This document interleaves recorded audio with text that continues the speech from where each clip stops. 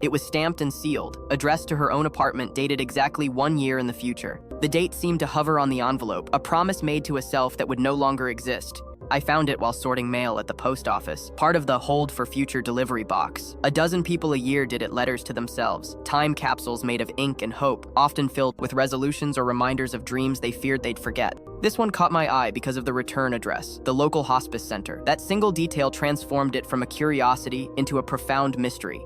It was a message launched from the shore of one life, destined for the coast of another. I didn't open it, of course, but I couldn't stop wondering about the hands that had held it, the thoughts that had filled it, the silence it was meant to break. A year later, on a humid Thursday that felt both ordinary and significant, I saw the letter again in the to-be-delivered pile. Same blue envelope, same careful, slightly shaky handwriting.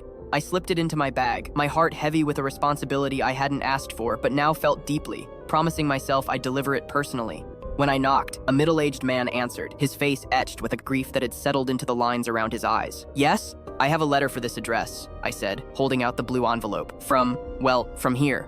He frowned, confused, then looked at the envelope. His eyes softened with a painful recognition. She sent this to herself before she passed, said I should open it when it came, that it would be her last visit. He invited me in. The apartment smelled like lavender and unfinished conversations, a space suspended in memory. He opened the letter slowly, his hands shaking as he unfolded 2 pages of slanted handwriting. He read it aloud, his voice a fragile thread. "If you're reading this, you kept your promise and stayed. Thank you. Don't keep the curtains closed. The world still visits. Make tea every morning, even when it tastes like loneliness. I hope the lemon plant finally bloomed. If it didn't, plant another.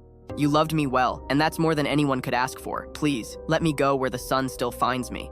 At the bottom, there was a postscript that made my breath catch. "Tell the mail carrier thank you. They brought me back one last time." The man smiled through tears and asked if I'd stay for tea.